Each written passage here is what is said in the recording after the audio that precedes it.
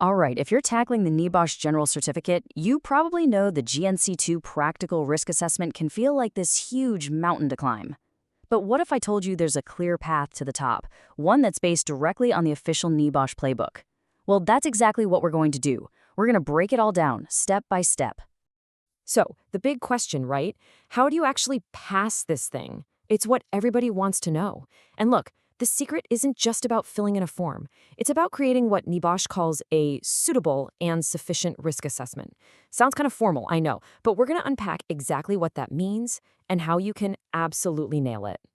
And the good news is, you don't have to guess how to do it. NEBOSH lays it all out in 4 clear stages. First, you set the scene with the background information. Then, you get into the meat of it with the risk assessment itself. After that, you pick your number 1 priority hazard and justify it. And finally, you plan how you're going to tell everyone about it and keep it up to date. So, let's jump right in at the beginning. Okay, first up, Section 1.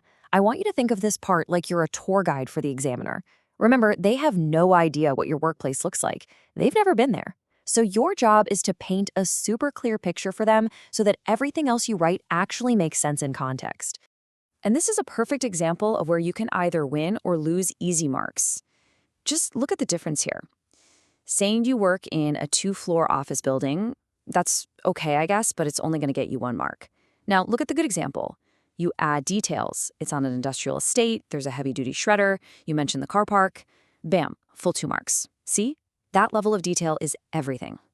The second part of Section 1 is your methodology. This is basically where you explain your game plan.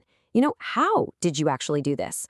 What documents did you check out? Maybe company policies or some HSC guidance? And how did you find the hazards? Did you walk around and do an inspection? Look at old accident reports? And hey, here's a little pro tip for you. You can totally write this part last. It's often way easier once you've done everything else. All right, deep breath. We're moving on to the main event, Section 2. This is the big one, folks. It's worth a whopping 65 marks, so this is where you really, really need to bring your A game.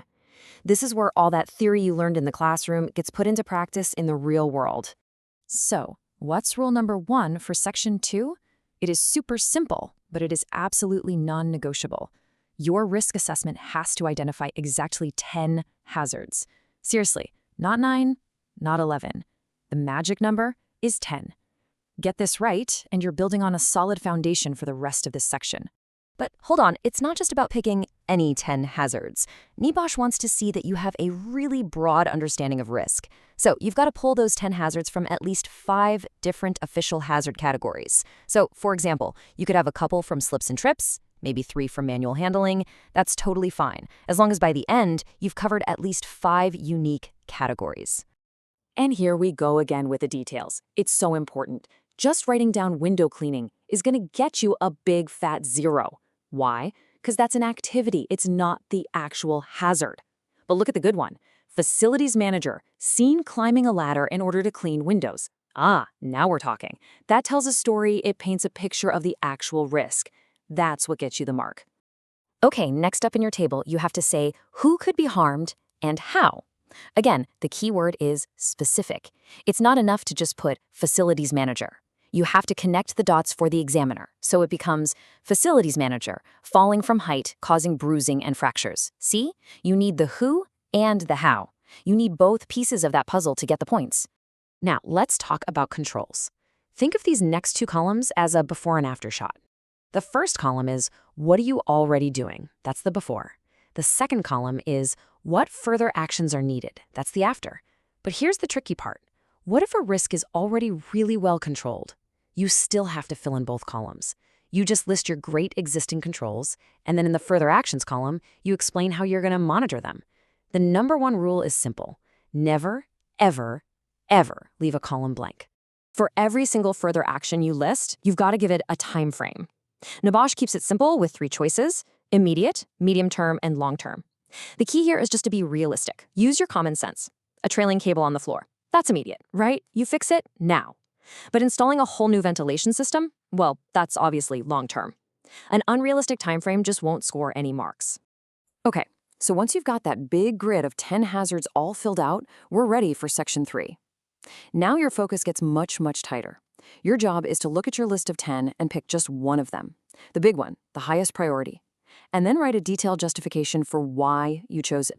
Now, I need you to listen really carefully, because this is probably the single biggest mistake people make. The hazard you choose for Section 3 must, and I mean must, be one of the 10 you already detailed in your grid. Do not, under any circumstances, introduce a new hazard here. If you do that, you risk scoring 0 for this entire section. It's a total deal breaker. So how do you build this justification? Well, NEBOSH wants you to make your case from 4 different angles. First, you hit them with the legal reasons, referencing specific UK laws. Then you talk about the moral reasons, the human cost. Third, you cover the business and financial side of things, how this could impact the company's bottom line. And finally, you bring in the classic risk factors, like the high likelihood or the potential severity of the harm. And you're not done just yet. It's all about closing the loop.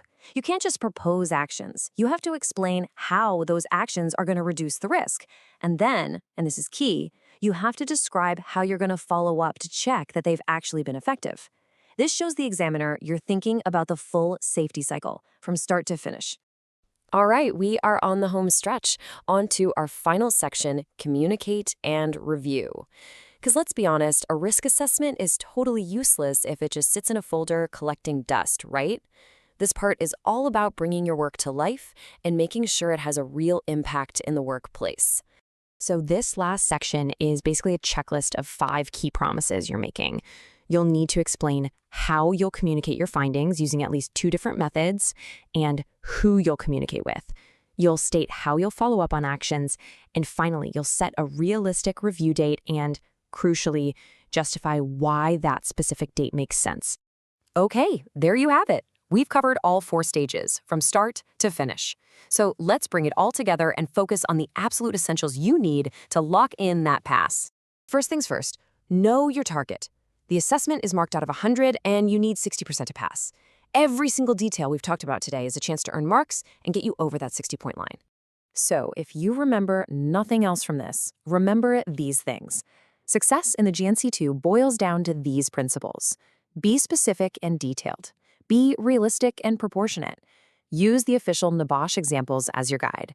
And please, complete every single column and section of the template. No blanks.